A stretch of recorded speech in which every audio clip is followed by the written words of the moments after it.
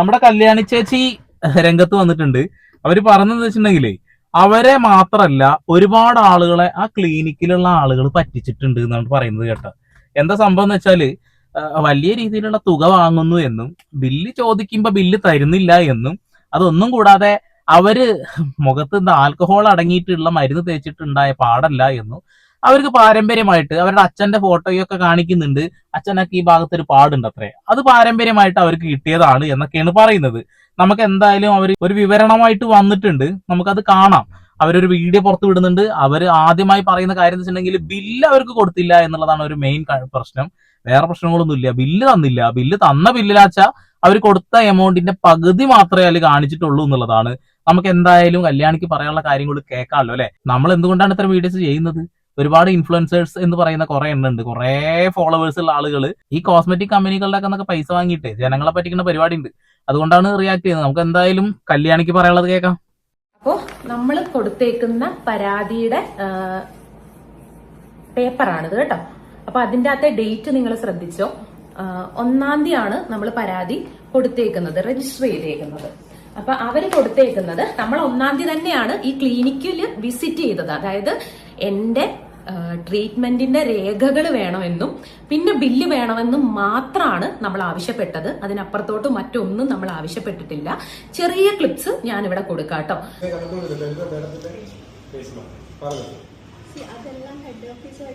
അത് അങ്ങനല്ലല്ലോ ഞാൻ ഒരു ഷോപ്പിന് റിലയൻസിന്റെ ജിയോ മാർട്ടിൽ ചെന്നിട്ട് മേടിച്ചിട്ട് ഞാൻ മുംബൈയിൽ റിലയൻസിന്റെ കോർപ്പറേറ്റ് ഓഫീസിൽ പോയി ബില്ല് മേടിക്കാൻ പറ്റും. അത് ഇവിടെ പൈസ അടയ്ക്കണമെങ്കിൽ ഇവിടെ ബില്ല് പ്രൊവൈഡ് ചെയ്യണം. അങ്ങനല്ലേ സ്ഥാപനം റൺ ചെയ്ത് കൊണ്ടുള്ളത്. വേണം അല്ല പഴയതിലോട്ട് പോകണം. ഫയൽ ഇവിടെ ഉണ്ട്.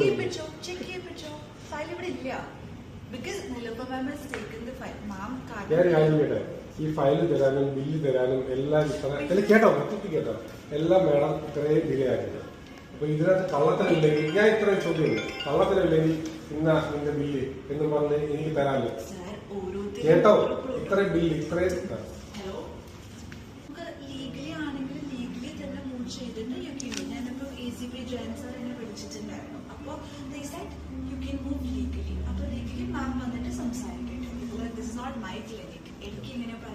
മതി, അങ്ങനെ മതി. ബില്ലില്ല ഫയലില്ല എല്ലാം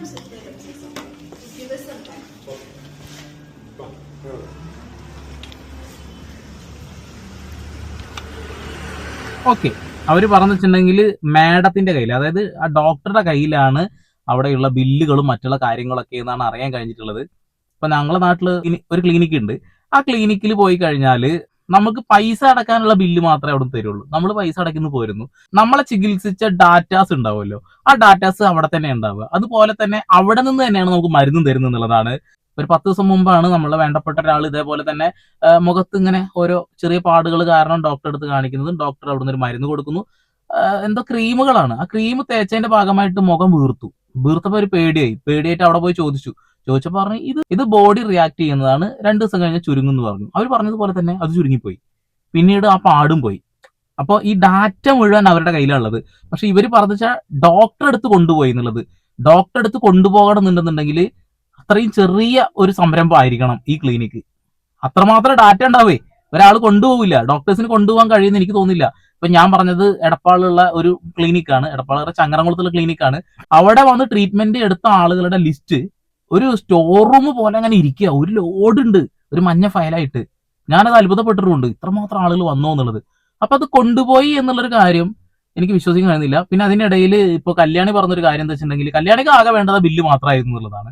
കാരണം ആ ബില്ലും കാര്യങ്ങളും കിട്ടി ട്രീറ്റ്മെന്റ് ഏത് രീതിയിലാണ് നടത്തിയെന്നൊക്കെ അറിയാൻ വേണ്ടിയിട്ടാണ്. അത് വെച്ചിട്ട് മറ്റൊരു ഡോക്ടറെ അടുത്ത് പോകാൻ വേണ്ടിയിട്ടാണെന്നുള്ളതാണ്.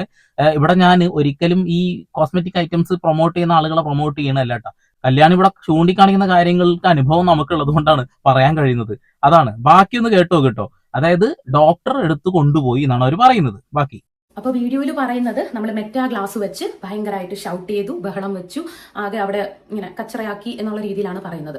ഈ ഒരു വീഡിയോയിൽ നമ്മൾ ഓൾറെഡി നമ്മൾ ബില്ല് ചോദിക്കുന്നുണ്ട്, ഫയൽ ചോദിക്കുന്നുണ്ട്, അതിന് മെയിൽ അയക്കുന്നുണ്ട്, അവരോട് ചോദിക്കുന്നുണ്ട്. അവർ വാട്സപ്പിൽ ബില്ല് റിപ്ലൈ തന്നിട്ടുണ്ട്. അതായത് ഞാൻ മുടക്കിയേക്കുന്നത് ഒരു 6 അക്ക സംഖ്യയാണ്. അത് നല്ല വലിയൊരു 6 അക്ക സംഖ്യയാണ് ഞാൻ എൻ്റെ കയ്യിൽ നിന്ന് ഫുൾ പ്രൂഫ്, അതായത് ഗൂഗിൾ പേന്ന് മാത്രമേ ഞാൻ പേ ചെയ്തിട്ടുള്ളൂ. 6 അക്ക സംഖ്യയാണ് എന്റെ കയ്യിൽ നിന്ന് ആയിട്ടുള്ളത്. അതിന്റെ പേയ്മെന്റ്, അതിന്റെ ഹിസ്റ്ററി, അതായത് അവരോട് ബില്ല് ചോദിച്ചപ്പോൾ അവർ തന്നേക്കുന്നത് അതിന്റെ പകുതിയുടെ പൈസയാണ് തന്നേക്കുന്നത് ബില്ല്. ബാക്കി പൈസ എവിടെ പോയി? ബാക്കി എന്തുകൊണ്ട് അവർ ബില്ല് ചെയ്ത് എനിക്ക് ബില്ല് തരുന്നില്ല? അത്രേ ഉള്ളൂ നമ്മുടെ കൺസേൺ. നമുക്ക് എന്തുകൊണ്ട് ബില്ല് തരുന്നില്ല? ഓൾറെഡി ഞാനാണ് എഫക്റ്റഡ് ആയിട്ടിരിക്കുന്നത്. എനിക്ക് എന്റെ ബില്ല് കിട്ടുന്നില്ല, ഫയൽ കിട്ടുന്നില്ല. അറ്റ്ലീസ്റ്റ് ആ ഫയലിന്റെ കോപ്പി മതി നമുക്ക്. കാരണം ഇവരിനി അത് പേപ്പർ മാറ്റി എഡിറ്റ് ചെയ്ത് ഇനി എന്തൊക്കെ എഴുതി ചേർക്കും, എന്തൊക്കെ അതിലിനി മാറ്റം വരുത്തുമെന്ന് എനിക്കറിയില്ല. കാരണം അതിൽ ഓൾറെഡി നമ്മൾ അവരുടെ ക്ലിനിക്കിന്റെ പേപ്പർ അതിൽ എഴുതിയത് മാത്രമേ ഉള്ളൂ. ആക്ച്വലി ഒരു കമ്പ്യൂട്ടർ റെക്കോർഡ് ഉണ്ടായിരുന്നെങ്കിൽ ഓക്കെ, നമുക്ക് അതിൽ എഡിറ്റ് ചെയ്താലോ എന്തെങ്കിലും നമുക്ക് കണ്ടുപിടിക്കാം, കുഴപ്പമില്ല. പക്ഷെ ഇത് സുഖമായിട്ട് മാറ്റാം. അതെനിക്ക് മനസ്സിലാവാത്തത്. ഈ ബില്ല് കൊടുക്കുന്ന കാര്യം മാത്രമാണ് വിഷയമെങ്കിൽ അതിന്റെ പിന്നിൽ എന്തോ നടക്കുന്നുണ്ട് അല്ലേ? ആ ബില്ല് ചോദിച്ചാൽ ബില്ല് അങ്ങ് കൊടുക്കാം, അത്രേ ഉള്ളൂ. പിന്നെ അവർ പറഞ്ഞ മറ്റൊരു കാര്യം എന്ന് വെച്ചിട്ടുണ്ടെങ്കിൽ പരാതി കൊടുത്തത് ആദ്യം ക്ലിനിക്കിലുള്ള ആളുകളാണെന്നല്ല. പക്ഷെ ഇവർ പറഞ്ഞത് എന്താണെന്നറിയോ? ഞങ്ങൾ അവിടെ പോയി സംസാരിച്ചു, ബില്ല് തരില്ല എന്ന് പറഞ്ഞു, നേരെ പോലീസ് സ്റ്റേഷനിലെ പരാതി കൊടുത്തിട്ടാണ് തിരിച്ച് കൊല്ലത്തേക്ക് വന്നതെന്നാ പറയുന്നത്. ഓഹ്, എന്തൊക്കെയാടാ ഇവിടെ ചീഞ്ഞ് നാറിക്കൊണ്ടിരിക്കുന്നത്. ഈ ക്ലിനിക്കുകൾ പലതരത്തിലുള്ളതുണ്ട് കേട്ടോ. ആളുകളുടെ കയ്യിൽ നിന്ന് പരമാവധി ഊറ്റുന്ന ആളുകളുണ്ട്, നല്ല രീതിയിൽ പോകുന്ന ആളുകളുണ്ട്. അതൊക്കെ ഫേസ് ചെയ്ത ആളുകൾ നമ്മളെ മുന്നിലുണ്ട് എന്നുള്ളതാണ്. ഇപ്പൊ നമ്മളെ വേണ്ടപ്പെട്ട ആളുകൾ തന്നെ ഇത്തരം രീതിയിൽ പറ്റിക്കപ്പെട്ടവരും ഉണ്ട്, ഒരു കുഴപ്പമില്ലാതെ വന്ന ആളുകളുണ്ട് എന്നുള്ളതാണ്. അപ്പോൾ നമ്മൾ പരാതി കൊടുത്തേക്കുന്നത്, ഒരു മിനിറ്റ്, നമ്മൾ പരാതി കൊടുത്തേക്കുന്ന ഡേറ്റ് മുകളിൽ എഴുതിയിട്ടുണ്ട്. 1/6/2026 നമ്മൾ പരാതി കൊടുത്തിട്ടുണ്ട്. അന്നാണ് നമ്മൾ ക്ലിനിക്കിൽ പോയത്. അതായത് നമ്മുടെ ഫയലും ബില്ലും ചോദിച്ചുകൊണ്ട്, ട്രീറ്റ്മെന്റിന്റെ ഫയലും ബില്ലും ചോദിച്ചുകൊണ്ട്. അപ്പൊ അത് അവർ തരുന്നില്ല എന്ന് കണ്ടപ്പോഴാണ് നമ്മൾ കൊണ്ടുപോയി കംപ്ലൈന്റ് കൊടുത്തത്. ഉച്ചയ്ക്ക് നമ്മൾ കംപ്ലൈന്റ് രജിസ്റ്റർ ചെയ്തിട്ടുണ്ടായിരുന്നു. ഇനി അവർ കംപ്ലൈന്റ് കൊടുത്തേക്കുന്നത് 1/6/2026 തന്നെയാണ്, അന്ന് തന്നെയാണ്. പക്ഷെ ഇവർ കംപ്ലൈന്റ് കൊടുത്തേക്കുന്നത് വൈകുന്നേരമാണ് കേട്ടോ കംപ്ലൈന്റ് കൊടുത്തേക്കുന്നത്. അതായത് നമുക്കെതിരെ കംപ്ലൈന്റ് കൊടുത്തേക്കുന്നത്. അങ്ങനെ ഈ പറയുന്ന പോലെ 2-ാം തീയതിയാണ് നമ്മളെ വിളിപ്പിക്കുന്നത്. അങ്ങനെ ഞങ്ങൾ 2 കൂട്ടരും അവിടെ എത്തുന്നത്. ഓക്കെ, അന്ന് ആ പോലീസ് സ്റ്റേഷനിൽ വെച്ച് അവര് അതായത് എഴുതി ഒപ്പിട്ട് കൊടുത്തു. അതായത് എന്റെ ബില്ലും കാര്യങ്ങളും എല്ലാം അവര് തരാം, അതായത് ഡേറ്റും എഴുതിയിട്ടുണ്ട്. 3/6/2026 തരാം എന്നുള്ള രീതിയിൽ അവർ ഡേറ്റ് വരെ എഴുതിയിട്ട് അതിന്റെ CV ഒപ്പിട്ടിട്ടുണ്ട്. അപ്പുറത്ത് ഞാനും ഒപ്പിട്ടിട്ടുണ്ട്. അങ്ങനെയാണ് അത് നടന്നത് അവിടെ. അതായത് 3-ാം തീയതിക്ക് മുൻപേ എന്റെ ബില്ലും എന്റെ ട്രീറ്റ്മെന്റിന്റെ റെക്കോർഡും ഹാർഡ് കോപ്പി ആയിട്ട് തരണം എന്നുള്ള രീതിയിൽ ഒപ്പിട്ടിട്ടാണ് അവർ പോയത്. അപ്പൊ അതിനർത്ഥം എനിക്ക് ആ ടൈമിലും ബില്ല് തന്നിട്ടില്ല എന്ന് തന്നെയല്ലേ? ഈ ബില്ലുകൊണ്ട് എന്ത് തേങ്ങയുടെ കാണിക്കാൻ പോകുന്നത്? അല്ല GST തട്ടിപ്പ് എന്തെങ്കിലും നടത്താൻ പറ്റുമോ? GST തട്ടിപ്പ് നടത്താൻ പറ്റൂലേ? അല്ലെങ്കിൽ പിന്നെ ആ അക്കൗണ്ടിൽ തിരുത്തലുകൾ നടത്തിയിട്ട് ഫണ്ട്, അത് കമ്പ്യൂട്ടർ ബില്ലല്ല പറയുന്നത്, അപ്പൊ തീർച്ചയായിട്ടും ഇത് മാറ്റാൻ കഴിയും. അപ്പൊ ആരാടാ ഇതിൽ തെറ്റുകാര്യം? ഒന്നും പിടുത്തം കിട്ടുന്നില്ല എന്നുള്ളതാണ്. 10-25 വർഷം പാരമ്പര്യമുള്ള ഒരു ക്ലിനിക്ക്, ആ ക്ലിനിക്കിൽ ഇവർ ചെല്ലുന്നു, ഇവരുടെ മുഖത്തിന്റെ സൈഡ് ഭാഗത്ത് ചെറിയൊരു കറുത്ത പാടുണ്ട്, അത് പാരമ്പര്യമായിട്ടുള്ളതെന്ന് അവർ തന്നെ പറയുന്നു. അത് എങ്ങനെയെങ്കിലും അത് മാറ്റണം എന്ന് പറഞ്ഞ് അവിടെ ചെല്ലുന്നു. അവിടെ ചെന്നതിന് ശേഷം ഇതിന് ചുറ്റും കുറെ സൂചി കുത്തിയിട്ട് അതൊന്ന് മാറ്റാൻ വേണ്ടിയിട്ട്, അത് കഴിഞ്ഞ് വീട്ടിലെത്തുമ്പോഴത്തേന് വീർക്കാൻ തുടങ്ങി, ഫുള്ള് റെഡിഷ് വന്നു. അവർ വീണ്ടും ക്ലിനിക്കുമായി സംസാരിക്കുന്നു. അപ്പൊ അവർ മറ്റൊരു മരുന്ന് അയച്ചു കൊടുക്കുന്നു, അത് തേച്ചിട്ടും മാറുന്നില്ല. അപ്പൊ അവർ വീണ്ടും മറ്റൊരു മരുന്ന് പറയുന്നു. അവസാനം വെളുക്കാൻ തേച്ചിട്ട് വേണ്ട എന്ന രീതിയിൽ എന്താണ് നിങ്ങളിത് ചെയ്യുന്നത് എന്ന് ചോദിക്കുമ്പോൾ അവര് അത് സാധാരണ ഉണ്ടാവുന്നതാണെന്ന് പറയുന്നു. അങ്ങനെ ഒരു ലോഡ് പൈസ വരെ ഒന്ന് പിഴിഞ്ഞു എന്നൊക്കെ പറയുന്നു. നമ്മൾ മുന്നേ കുറച്ച് കാര്യങ്ങൾ പറഞ്ഞിട്ടുണ്ട്, കൊളാബങ്ങ് മാറ്റി വെച്ചോളൂ. അതല്ലാതെ ഇവർ ഒരുപാട് ക്രീംസ് ഒരു കാര്യമില്ലാതെ പൈസയും വാങ്ങിയിട്ട് വാരി തേച്ചിട്ട് പറ്റിക്കുന്ന പരിപാടി അല്ലെ? അവരത് ഒരൊറ്റ വട്ടം ഉപയോഗിച്ചിട്ടുണ്ടാവുള്ളൂ ആ വീഡിയോ എടുക്കാൻ വേണ്ടി മാത്രം. അതല്ല കേട്ടോ വിഷയം വേറെയാണ് എന്നുള്ളതാണ്. ചെയ്തിട്ടാ കൊളാബ് ചോദിച്ചു എന്നാണ് പറഞ്ഞേക്കുന്നത്. അതായത് അവർ പറഞ്ഞേക്കുന്നത് ഞാൻ 2-ാമത്തെ തവണ ചെന്നപ്പോൾ കൊളാബ് ചോദിച്ചു, അത് അവർ നൽകാത്തതിന്റെ ദേഷ്യത്തിലാണ് അവരുടെ ക്ലിനിക്കിനെ കുറിച്ച് ഇങ്ങനെയൊക്കെ പറയുന്നതെന്നുള്ള രീതിക്കാണ് അവർ പറഞ്ഞേക്കുന്നത്. അതായത് ഞാൻ വിസിറ്റ് ചെയ്തിട്ട് 2-ാമത്തെ തവണ ചോദിച്ചു. അവർ പറയുന്നത് ഞാൻ 8 മാസം ആ ക്ലിനിക്കിൽ ചെന്നിട്ടുണ്ടെന്ന്.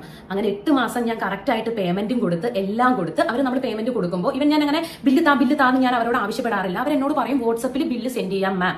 അപ്പൊ ഞാൻ ഓക്കെ പറയും. പക്ഷെ ബില്ല് അയച്ചോ ഇല്ലയോ എന്ന കാര്യം ഞാൻ അങ്ങനെ ശ്രദ്ധിക്കാറില്ലായിരുന്നു കേട്ടോ. അപ്പൊ അങ്ങനെ പറയും, ഞാൻ ഓക്കെ പറയും. ഇത് അവർ തെളിയിക്കണം. കാരണം ആ ഒരു ക്ലിനിക്കിൽ ഫുള്ള് ക്യാമറയാണ്. അവിടെ ഡോക്ടറിന്റെ ക്യാബിനകത്ത് പോലും ക്യാമറയാണ്. അപ്പോൾ ഇത്രയും വലിയൊരു ക്ലിനിക്കിൽ ഞാൻ ചെന്ന് കൊളാബ് ചോദിച്ചതിന്റെ ഒരു പ്രൂഫ് അവരിത് കാണിക്കണം. ഇത്രയും വലിയൊരു അലിഗേഷൻ എന്റെ നേരെ വെക്കുമ്പോൾ അതിനെതിരെ ഒരു പ്രൂഫ് അവരെന്റെ എനിക്ക് തരണം എന്ന് തന്നെയാണ് എന്റെ ആഗ്രഹം. ഞാൻ കൊളാബ് ചോദിക്കുന്നുണ്ട്. അല്ലാതെ എനിക്ക് ഒന്നും പറയാനില്ല ഇതിനെക്കുറിച്ച്. കാരണം ഈ 2-ാമത്തെ തവണ വിസിറ്റ് ചെയ്ത് ഞാൻ കൊളാബ് ചോദിച്ചിട്ട് ബാക്കി ഇത്രയും തവണയും ഞാൻ എന്റെ പേയ്മെന്റ് കൊടുത്ത് ഞാൻ ബില്ല് പോലും വാങ്ങിക്കാതെ അവർ വാട്സപ്പിൽ അയക്കാന്ന് പറയുന്ന വിശ്വസിച്ച് ഞാൻ അങ്ങനെ തന്നെ പൊയ്ക്കൊണ്ടിരിക്കുന്ന ഞാൻ കൊളാബ് തരാത്തതിന്റെ ദേഷ്യത്തിൽ 8 മാസം അവർ പറയുന്നത് ഞാൻ 8 മാസം ചെന്നു എന്നാണ് കേട്ടോ. പക്ഷെ 8 മാസം അല്ല, നമ്മൾ ഒക്ടോബർ 9-നാണ് ചെന്നത്. പിന്നെ നമ്മൾ 6.25 മാസത്തോളെ ചെന്നിട്ടുള്ളൂ. അപ്പൊ ആ സമയത്ത് വരെ ഞാൻ എന്റെ ഭാഗത്തുനിന്നോ അല്ലെങ്കിൽ എനിക്ക് അറിയാവുന്നവരോടോ ഞാൻ കൊളാബ് അങ്ങോട്ട് ആവശ്യപ്പെടാറില്ല. അപ്പൊ അവര് അത് പ്രൂവ് ചെയ്യണം. അത് അവർ പ്രൂവ് ചെയ്യേണ്ട കാര്യമാണ്. ഇവർ പറയുന്ന കാര്യങ്ങൾ നിങ്ങൾക്ക് കേട്ടിട്ടുണ്ടാവുമല്ലോ. ഈ ഡോക്ടറെ അവർക്ക് ഭയങ്കര ഇഷ്ടമാണ്, അവരെ ഫോളോ ചെയ്തിരുന്നു. അതിന്റെ ഭാഗമായിട്ടാണ് കൊല്ലത്ത് നിന്ന് തിരുവനന്തപുരത്തേക്ക് അവർ വരുന്നത്. വന്നതിന് ശേഷം ട്രീറ്റ്മെന്റ് എടുത്തു. അടുത്ത ഘട്ടം, രണ്ടാമത്തെ ഘട്ടത്തിൽ ഇവർ കൊളാബ് ചോദിച്ചു എന്നുള്ള കാര്യമാണ് പറയുന്നത്. അത് അവർ തെളിയിക്കട്ടെ. ഇപ്പൊ സാധാരണ നിലയ്ക്ക് നമ്മളിത് വിശ്വസിക്കും. കാരണം എന്താന്ന് വെച്ചിട്ടുണ്ടെങ്കിൽ ഇവരെ പോലെയുള്ള ആളുകളൊക്കെ കൊളാബ് കൊണ്ട് നടക്കുന്ന ആളുകളാണ്. കൊളാബ്, പിന്നെ കുറെ ഇത്തരം ക്രീമുകൾ പ്രൊമോഷൻ ചെയ്യുക, മറ്റുള്ള ആളുകളെ കുറിച്ച് ചിന്തിക്കണമൊന്നുമില്ല. അവർക്ക് പൈസ കിട്ടുന്നു. ഇതാണല്ലോ ഈ ഇൻഫ്ലുവൻസേഴ്സ് എന്ന് പറഞ്ഞാലല്ലേ. ഞാനിത് പറയുന്നില്ല, വേറെ വാക്ക് ഉപയോഗിക്കാനിട്ടല്ല. അപ്പൊ അതവിടെ നിൽക്കട്ടെ, ബാക്കി പറയട്ടെ. മാത്രമല്ല എന്റെ ഫേസ് ഒന്നുകൂടെ ഡാർക്ക് ആവുന്നു, കുഞ്ഞു കുഞ്ഞു കുരുക്കളൊക്കെ വരാൻ തുടങ്ങി എന്നുള്ള കാര്യം നമ്മളിങ്ങനെ പറഞ്ഞപ്പോൾ അവർ പറഞ്ഞു, അപ്പോൾ അത് മാം എനിക്ക് പാട് മാറാത്തത് സ്കിന്ന് ഹൈഡ്രേറ്റ് ആവാത്തോണ്ടായിരിക്കും, അപ്പൊ നമുക്കൊരു ഇഞ്ചക്ഷൻ ചെയ്യാന്ന് വെച്ചിട്ട് എന്റെ മുഖത്ത് ഇങ്ങനെ ഒരു ഇഞ്ചക്ഷൻ ചെയ്തിട്ടുണ്ടായിരുന്നു. ആ ഇഞ്ചക്ഷൻ ചെയ്തത് മുഖേന എന്റെ ഫേസിൽ രക്തം കട്ട പിടിച്ചു. എന്നിട്ട് ഞാൻ വീട്ടിലെത്തിയിട്ട് അവർക്ക് അവരുടെ വാട്സപ്പിൽ അയച്ചു, ഇതുപോലെ എനിക്ക് ഇങ്ങനെ രക്തം കട്ട പിടിച്ച് ഭയങ്കര വേദനയുണ്ട്, കുറച്ചിങ്ങനെ ഇതായിട്ടിരിക്കുമായിരുന്നു, അപ്പം അത് നല്ല പെയിൻ ഉണ്ടെന്ന് പറഞ്ഞു. ഇത് അവർക്ക് ഞാൻ എന്നിട്ട് എന്റെ കൺസേൺ ആയിട്ട് അയച്ചതാണ് കേട്ടോ. എന്റെ ഫേസിൽ ഇതുപോലെ ഈ മരുന്ന് ഇങ്ങനെ കുത്തി വെച്ചിട്ട് ഇവിടെ ദാണ്ട ഇങ്ങനെ കട്ട പിടിച്ച്, മരുന്നാണോ ഇനി ബ്ലഡ് ആണോ എന്നറിയില്ല, നല്ല വേദനയും നീരും ഒക്കെ ആയിരുന്നു. അപ്പൊ ഞാനത് അവരോട് പറഞ്ഞപ്പോൾ അവര് ഈ ഒരു ക്രീം ഡേറ്റ് മുകളിൽ വരുന്നുണ്ട് കേട്ടോ. ഈ ഒരു ക്രീം വാങ്ങി മെഡിക്കൽ സ്റ്റോറിൽ നിന്ന് വാങ്ങിയിട്ട് ഇത് തേച്ച് നന്നായിട്ട് മസാജ് ചെയ്യാൻ പറഞ്ഞു. എനിക്കിത് മസാജ് ചെയ്തിട്ടും കുറയാത്തോണ്ട് തന്നെ നമ്മൾ വീണ്ടും കൺസൾട്ട് ചെയ്യാൻ വേണ്ടി പോയിട്ടുണ്ടായിരുന്നു കേട്ടോ. അങ്ങനെ ഇത് മാറും, കുഴപ്പമില്ല എന്നൊക്കെ പറഞ്ഞിട്ട് അന്ന് തന്നെ നമുക്കൊരു ക്രീം ഇവര് അടിച്ചേൽപ്പിച്ചിട്ടുണ്ടായിരുന്നു. അതിനാണെങ്കിൽ ലോകത്തില്ലാത്ത വിലയുമാണ് കേട്ടോ, അത്രയും വിലയാണ് ആ ക്രീമിന്. അപ്പൊ ഞാൻ പറഞ്ഞു എനിക്കൊരു ക്രീം യൂസ് ചെയ്തിട്ട് എന്റെ ഇത് മാറാനാണെങ്കിൽ എനിക്ക് വേറെ എന്തെങ്കിലും, അപ്പൊ പറഞ്ഞു ഇത് അങ്ങനെയുള്ള ക്രീമും കാര്യങ്ങളൊന്നും അല്ല, ഇതുപോലെ നമ്മുടെ പിഗ്മെന്റേഷൻ പോവാൻ വേണ്ടിയിട്ടുള്ളതാണ്, തേക്കുമ്പോൾ ആദ്യം ഒന്ന് ഡാർക്ക് ആവും, പിന്നെ ആയിരിക്കും നമുക്ക് ഈ പാടൊക്കെ മങ്ങാൻ തുടങ്ങാന്ന് പറഞ്ഞു. ഓരോ തവണയും അവർ ഓരോ സാധനങ്ങൾ നമ്മളിങ്ങനെ അടിച്ചേൽപ്പിച്ചുകൊണ്ടിരിക്കുക. നമ്മളത് ഓക്കെ മാറും എന്നുള്ള വിശ്വാസത്തിൽ തന്നെ ഇങ്ങനെ പോവാണ്. ഓക്കെ, നിങ്ങൾ കേട്ടില്ലേ, പല ക്ലിനിക്കുകളിലും കിട്ടുന്ന മരുന്നുകൾ അത് അവിടെ തന്നെ കിട്ടുള്ളൂ, അവിടെ തന്നെ വാങ്ങാനും പറ്റുള്ളൂ. ഭയങ്കര റേറ്റ് ആയിരിക്കും. ഇപ്പൊ ഞാൻ നേരത്തെ പറഞ്ഞല്ലോ, നമ്മള് സുഹൃത്ത് ഇങ്ങനെ ആശുപത്രി പോയി എന്നുള്ളത്, ആ ക്ലിനിക്കിൽ നിന്ന് അവർക്ക് എഴുതി കൊടുത്ത ആ ഒരു ഫേസ് വാഷിന്റെ റേറ്റ് ഒക്കെ എന്ന് പറഞ്ഞിട്ടുണ്ടെങ്കിൽ 2000 രൂപയൊക്കെ ഇടും. മൊത്തം ബില്ലേറ്റ് 10,000, 4,000 അടുത്തൊക്കെ ബില്ല് വരും ആ ഒരു പ്രോഡക്റ്റ് ഒക്കെ വാങ്ങിക്കഴിഞ്ഞാൽ. അത് എന്താണെന്നൊരു പിടിയുമില്ല. അല്ല, ഇവരിപ്പോ ഈ ഡോക്ടർ ഫീ ഒരു 10-250 രൂപ വാങ്ങിക്കഴിഞ്ഞാൽ ബാക്കി മുഴുവൻ മരുന്നിന്റെ മുകളിൽ ഉണ്ടാക്കുന്നത് മൊത്തം അവരുടെ തന്നെയാണല്ലോ. അങ്ങനെ ഒരു കാര്യമുണ്ട്, അത് ചൂണ്ടിക്കാണിക്കാതിരിക്കാൻ കഴിയില്ല. ഇത്തരം സന്ദർഭങ്ങളിലാണ് നമുക്ക് ചൂണ്ടിക്കാണിക്കാൻ കഴിയുള്ളൂ എന്നുള്ളതാണ്. അപ്പോൾ അവർ ട്രീറ്റ്മെന്റ് നടത്തിയിട്ട് ഒരു പാട് വന്നു, ആ പാട് മാറ്റാൻ അവർ മറ്റൊരു മരുന്ന് സജസ്റ്റ് ചെയ്യുന്നു, അത് കഴിഞ്ഞ് വീണ്ടും ഒരു മരുന്ന് വാങ്ങാൻ പറയുന്നു. സത്യത്തില് ഭയങ്കര കൊള്ള നടന്നിട്ടുണ്ട്. നമ്മളത് ചൂണ്ടിക്കാണിക്കാതിരിക്കുന്നത് ശരിയല്ല. അപ്പൊ ആ ഒരു സമയം ആയപ്പോ നമുക്ക് ഇങ്ങനെ അടിക്കാൻ തുടങ്ങി. ഓക്കെ, കാരണം ഇവിടെ വരെ എനിക്കൊരു ഷെയ്ഡായി, കാരണം ആ ഇങ്ങനെ ഒരു ഷെയ്ഡ് ആയിട്ടുണ്ടായിരുന്നു കേട്ടോ. പിന്നെ അവർ പറഞ്ഞ പോലെ കറക്റ്റ് ഒരു മാസം കുറച്ച് നാളും കൂടെ ഞാൻ ആ ക്രീം യൂസ് ചെയ്തിട്ടുണ്ടായിരുന്നു. കാരണം അവർ ഉറപ്പിച്ച് പറഞ്ഞിട്ടുണ്ടായിരുന്നു ഒരു മാസം കഴിയുമ്പോഴത്തേന് ഇതെല്ലാം ഇങ്ങനെ പോകുന്നു. പിന്നെ എനിക്ക് മനസ്സിലായി ഇത് വർക്ക് ആവില്ല എന്നുള്ള കാര്യം ഓൾറെഡി മനസ്സിലാവാൻ തുടങ്ങി. തുടങ്ങി നല്ല നമുക്കറിയാലോ, ഇത്രയും നാളും ഞാൻ ആ സമയം, എന്റെ സമയം, യാത്ര, ഒരു ദിവസം, അതെല്ലാം കൊടുത്ത് ഇതാക്കിയിട്ട് നമ്മൾ അങ്ങോട്ടും ഇങ്ങോട്ടും ഇതിന്റെ ഇടയിൽ പല കാര്യങ്ങളും സംസാരിക്കുന്നുണ്ട്. അതെല്ലാം എന്റെ കയ്യിൽ വിത്ത് പ്രൂഫായിട്ടുണ്ട്. ഞാൻ എന്നെ കൺസേൺ അറിയിക്കുന്നതും ഇതുമെല്ലാം. അപ്പം ഇതെല്ലാം എന്റെ കയ്യിൽ പ്രൂഫായിട്ടുണ്ട്. എനിക്കിപ്പോൾ നിങ്ങളെ ഒന്നും കേൾപ്പിക്കാൻ പറ്റത്തില്ല, കാരണം ഇത് കോർട്ടിൽ അതുപോലെ എനിക്ക് കാണിക്കേണ്ട സാധനങ്ങളാണ്. ഇത് കഴിഞ്ഞിട്ട് നമ്മളൊരു വീഡിയോ ആയിട്ട് ചെയ്യും കേട്ടോ. അങ്ങനെ പണി കിട്ടിയെന്ന് മനസ്സിലായപ്പോൾ തൊട്ട് ഹസ്ബൻഡ് എന്ത് ചെയ്തെന്ന് വെച്ചാൽ, ഓക്കെ, അവര് ആ മരുന്ന് കണ്ടിന്യൂ ചെയ്തിട്ടും അത് മാറാത്തതിന്റെ ഭാഗമായിട്ട് അത് അവസാനിപ്പിച്ചപ്പോ, ഒഴിവാക്കിയപ്പോ പാടുകളൊക്കെ പോയി എന്നുള്ളതാണ്. പിന്നെ പല ആളുകൾക്കും ഒരു ഡൗട്ട് ഉണ്ട്, പാരമ്പര്യമായിട്ട് കിട്ടുന്ന പല കാര്യങ്ങളുണ്ടല്ലോ, അത് മരുന്ന് കൊണ്ട് മായ്ക്കാൻ കഴിയില്ല, തേച്ച് മായ്ക്കാൻ കഴിയില്ല എന്നുള്ളത്. മരുന്ന് കൊണ്ട് പലതും നമുക്ക് മാറ്റിയെടുക്കാൻ കഴിയും, അത് വേറെ കാര്യം. പക്ഷെ ഇവരൊരു റീല് വീഡിയോ ചെയ്തല്ലോ, ആ റീല് വീഡിയോയിൽ ഒന്നും കൂടി ക്ലാരിറ്റിയോട് കൂടി പറഞ്ഞിരുന്നെങ്കിൽ ജനങ്ങൾ അത് മനസ്സിലാക്കിയേനെ. പക്ഷെ എന്ത് ചെയ്യാനാണ്, നിങ്ങൾ ചെയ്തുകൊണ്ടിരിക്കുന്ന പല കാര്യങ്ങളും ആളുകൾക്ക് താല്പര്യമില്ല. നിങ്ങളുടെ സംസാരം കേൾക്കുന്നത് പോലും ഇഷ്ടമല്ല എന്ന് പറയുന്ന ആളുകളുടെ കമന്റാണ് എന്റെ കമന്റ് ബോക്സിൽ കിടക്കുന്നത്. 1-2 ആളുകൾ മാത്രം അത് പോസിറ്റീവായിട്ട് പറയുന്നുള്ളൂ. അതുകൂടാതെ രണ്ടാമത്തെ കാര്യം വെച്ചിട്ടുണ്ടെങ്കിൽ, ഇത്തരം കോസ്മെറ്റിക് ഐറ്റംസ് ഉണ്ടല്ലോ, ഒരു ആധികാരികതയും ഇല്ലാതെ അങ്ങ് വിളിച്ച് കൂവിയിട്ട് അങ്ങനെ ആളുകളുടെ കയ്യിലേക്ക് എത്തിക്കാൻ വേണ്ടിയിട്ട് പറയുന്നത്, അതും കൂടി കേൾക്കുമ്പോൾ സ്വാഭാവികമായിട്ട് ജനങ്ങൾക്ക് നിങ്ങളെ വിശ്വാസം ഇല്ലാതായി പോവും. അതിലവർ കുറ്റം പറഞ്ഞിട്ട് ഒരു കാര്യമില്ല. പക്ഷെ ഏറ്റവും കൂടുതൽ ഇപ്പൊ കാണുന്നത് വസ്ത്രങ്ങളാണ് കൂടുതൽ പ്രൊമോട്ട് ചെയ്യുന്നത് തോന്നുന്നു. വേറെ ഞാൻ ഈ കോസ്മെറ്റിക് ഐറ്റംസിന്റെ ഒക്കെ പഴയ വീഡിയോസ് ഞാൻ കൂടുതൽ കണ്ടിട്ടുള്ളത്. ഞാൻ ബില്ലെല്ലാം നോക്കി. അപ്പൊ ഞാൻ വിചാരിച്ചു ഓക്കെ ഇത്രേ ഉള്ളൂ എന്ന്. അപ്പം എന്റെ ഹസ്ബൻഡ് എന്ത് ചെയ്തെന്ന് വെച്ച് കഴിഞ്ഞാൽ, നമ്മളുടെ ബാങ്കിൽ പോയിട്ട് ഈ ഒരു ക്ലിനിക്കിലേക്ക് ഞാൻ അയച്ചേക്കുന്ന പൈസയുടെ മാത്രം ഡീറ്റെയിൽസ് എടുത്തു. അപ്പൊ ഇവർ തന്നക്കുന്ന ബില്ലും ഇതുമായിട്ടും ഗജാന്തരം, അങ്ങനല്ലേ ആ വാക്ക് പറയുന്നത്, നല്ല വ്യത്യാസം ഉണ്ടായിരുന്നു, നല്ല ഡിഫറൻസ് ഉണ്ടായിരുന്നു. അപ്പൊ നമുക്ക് ഏകദേശം കൺഫേം ആയി എന്തൊക്കെയോ ഇതിന്റെ ഇടയിൽ നടക്കുന്നുണ്ടെന്ന്. അങ്ങനെയാണ് ആ ഒരു പരാതി നമ്മൾ സ്റ്റേഷനിൽ കൊടുക്കുന്നതും ഇവർ വന്ന് ഒപ്പിടുന്നുമുണ്ട്. ഈ ബില്ല് മാറ്റുന്നത് GST കക്കാനോ അല്ലെങ്കിൽ വേറെ വല്ല കാര്യത്തിനാവും, അല്ലെങ്കിൽ ബില്ല് അങ്ങനെ കറക്റ്റ് എമൗണ്ട് അല്ലാതെ എഴുതാതിരിക്കില്ല. ഇപ്പൊ ഞാൻ പറഞ്ഞ ക്ലിനിക്കിലൊക്കെ പോയി കഴിഞ്ഞിട്ടുണ്ടെങ്കിൽ നമ്മൾ കൊടുക്കുന്ന ആ ഒരു എമൗണ്ട് തന്നെ നമുക്ക് ബില്ലായിട്ട് തന്നെ അപ്പൊ തന്നെ കിട്ടാറുണ്ട് എന്നുള്ളതാണ്. ആ ബില്ലാണ് നമ്മൾ അവിടെ പേയ്മെന്റ് ചെയ്യാറ് എന്നുള്ളതാണ്. ആ ബില്ലൊക്കെ നമുക്ക് അപ്പൊ തന്നെ നമ്മളെ കയ്യിൽ കിട്ടും. ഞാനതൊക്കെ എടുത്തു വെക്കാറുണ്ട് എന്നുള്ളതാണ്. കാരണം അവിടെ ട്രീറ്റ്മെന്റ് നടത്തിയ എത്ര ചെലവായി നമുക്കറിയാലോ. അപ്പോൾ ഇതിന്റെ പിന്നിൽ വേറെ എന്തോ കളി കൂടി കളിക്കുന്നുണ്ട്, നടക്കുന്നുണ്ട് എന്നുള്ളതാണ്. കൊള്ളാം. ഇനി ഇതിൽ ഏറ്റവും പ്രധാനപ്പെട്ട ഒരു കാര്യം കൂടി പറയുന്നുണ്ട്. ഒരുപാട് ആളുകളെ പറ്റിച്ചിട്ടുണ്ട് അത്ര ആ ക്ലിനിക്കിലുള്ള ആളുകൾ. അത് ഇവർക്ക് മെസ്സേജ് ആയിട്ട് ആളുകൾ അയച്ചെന്നാ പറയുന്നത്.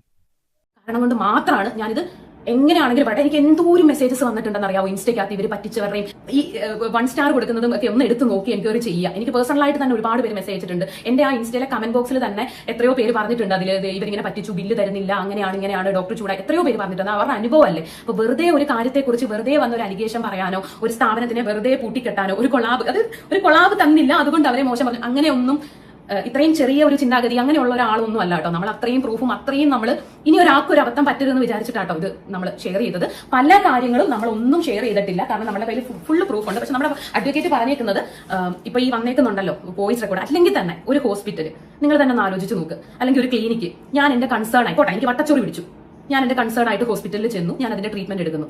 പഴിയെ പോകുന്ന ഒരാൾ അല്ലെങ്കിൽ റാൻഡം ആയിട്ട് ഒരാൾ വിളിച്ചിട്ട് ഇന്നാളുടെ പേര് പറഞ്ഞിട്ട് അവർക്ക് എന്താണ് കുഴപ്പം പറഞ്ഞോളൂ, എന്താണ് കാര്യം എന്ന് ചോദിക്കുമ്പോൾ ഞാൻ എടുത്ത ട്രീറ്റ്മെന്റ് എടുത്തതും എടുക്കാത്തതുമായിട്ടുള്ള ട്രീറ്റ്മെന്റ് ഫേക്ക് ആയിട്ട് പറയുക, അതൊക്കെ എന്ത് ഡിഗ്നിറ്റിയുടെ ആ ഒരു സ്ഥാപനത്തിന്റെ ഡിഗ്നിറ്റി തന്നെ നിങ്ങളൊന്ന് ആലോചിച്ച് നോക്കൂ. അങ്ങനെ പറഞ്ഞ എവിടെ പറയും അങ്ങനെ നമ്മളുടെ പേഴ്സണലായിട്ട് നമ്മൾ പൈസ കൊടുത്ത് ചെയ്ത് ട്രീറ്റ്മെന്റ്, അല്ലെങ്കിൽ അത് വളരെ കള്ളങ്ങൾ ഇതുപോലെ എങ്ങനെ ഒരാൾക്ക് പറയാൻ പറ്റുമെന്ന് എനിക്ക് അറിയില്ല കേട്ടോ. ഓക്കെ, അവർ പറഞ്ഞ കാര്യങ്ങൾ വ്യക്തമായിട്ട് ഇപ്പൊ മനസ്സിലായി.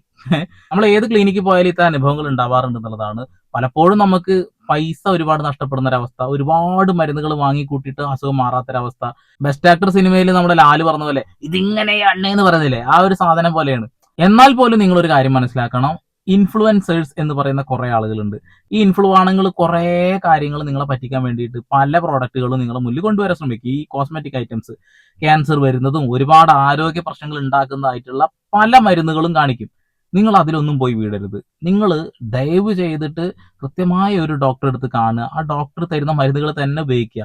നിങ്ങളിപ്പോൾ പ്രൈവറ്റ് ആയിട്ട് ഇത്തരം ക്ലിനിക്കുകളിൽ തന്നെ പോകണം നിർബന്ധമൊന്നുമില്ല. വലിയ ആശുപത്രികളിൽ നല്ല നല്ല ഡോക്ടേഴ്സ് വരാറുണ്ടാവും, അവിടെ പോയിട്ട് കാണുക, അവിടെ നിന്ന് കൃത്യമായ ചികിത്സ നേടുക, എന്നതിന് ശേഷം മരുന്നും കാര്യങ്ങളൊക്കെ തേക്കുക, വാങ്ങുക എന്നുള്ളതാണ്. അല്ലാതെ ഒരാൾ പറഞ്ഞു കേട്ട് നിങ്ങൾ ചെയ്യാതിരിക്കുക. ഇപ്പൊ കല്യാണിക്ക് ഇത്ര നെഗറ്റീവ് വരാനുള്ള കാരണം എന്താണെന്ന് മനസ്സിലായില്ലേ? അവരുടെ പ്രീവിയസ് ഹിസ്റ്ററി ആണെന്നുള്ളതാണ്, അവർ ചെയ്യുന്ന വീഡിയോസിലെ ഹിസ്റ്ററി ആണെന്നുള്ളതാണ്. കണ്ണും പൂട്ടിയിട്ട് പൈസയും വാങ്ങിയിട്ട് കുറെ കോസ്മെറ്റിക് ഐറ്റംസ് അങ്ങോട്ട് പ്രൊമോട്ട് ചെയ്യും. ഇതിൽ ഏറ്റവും കൂടുതൽ പറയേണ്ടത് ജാസ്മിനെയാണ്, ജാസ്മിൻ ജാഫ്രയാണ് എന്നുള്ളതാണ്. അവരാണ് ഇപ്പോഴും അത് കണ്ടിന്യൂ ചെയ്തുകൊണ്ടിരിക്കുന്നത്.